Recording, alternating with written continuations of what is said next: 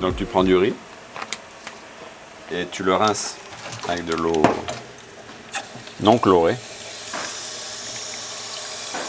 Parce que si c'est chloré, ça ne marchera pas.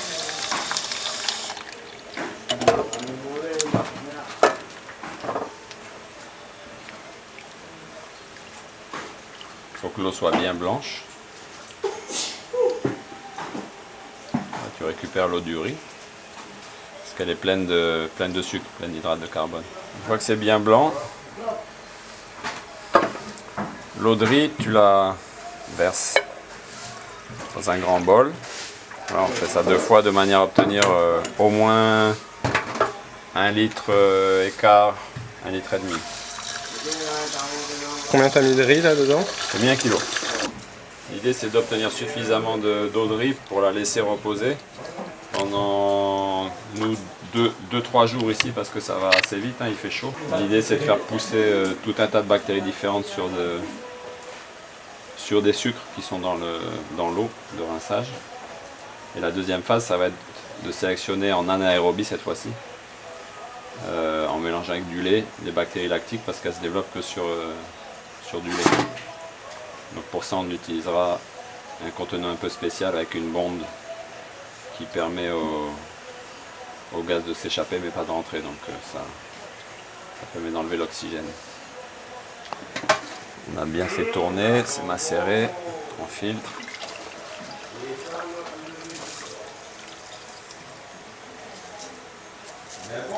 Voilà. Il ne reste plus qu'à faire cuire le riz, on peut manger.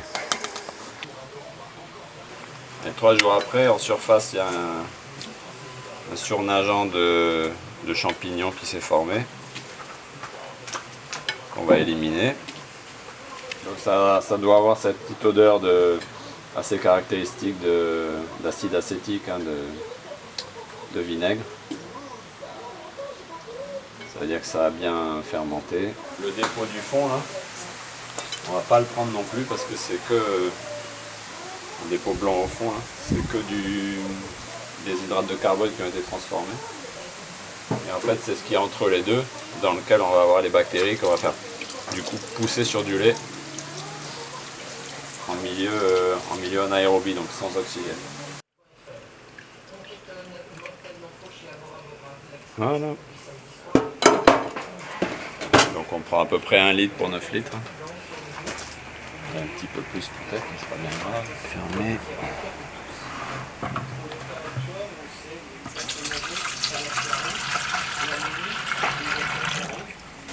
L'idéal ce serait du lait frais bio qui sort du pied de la vache, mais voilà.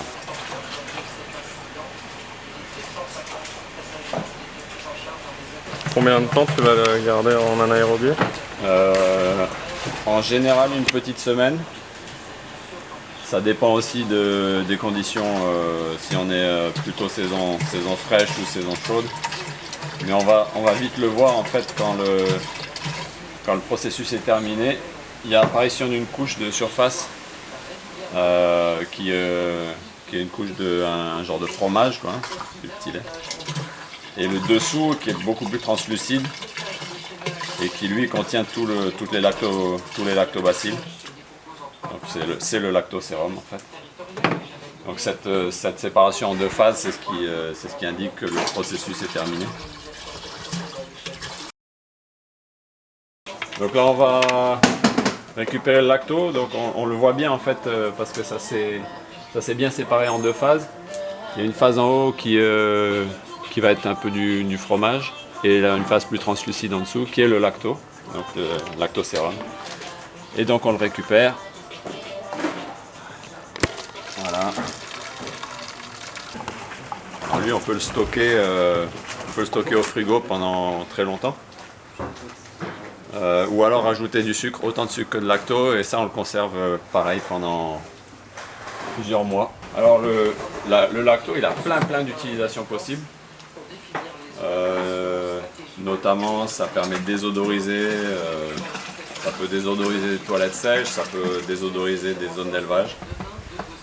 Nous on l'utilise pour faire des engrais à base de poisson, du fish. Et donc on va le mélanger avec du poisson qui va être broyé et de l'eau et du sucre. Dans les grands bidons, on va mettre le poisson qu'on a mouliné, on va mettre le sucre. Donc là, sucre roux. Voilà. Une fois que le sucre est mis, le poisson, on rajoute le lacto. Le lacto, le poisson et le sucre sont mis. On va remplir d'eau.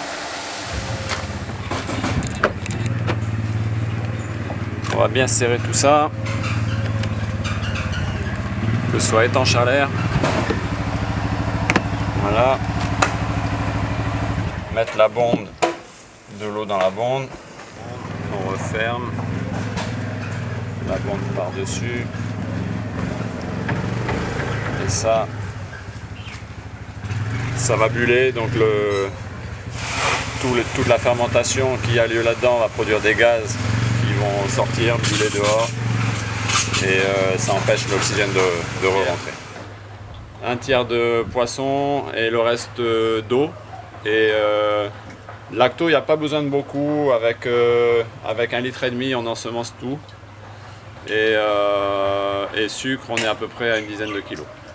Voilà, donc ça suffit à ce que le mélange, le bon ratio sucre-protéines se fasse pour que les bactéries lactiques les lactobacilles puissent travailler sur le poisson. Et en un mois à peu près, on a un hydrolysat qui est prêt à être employé.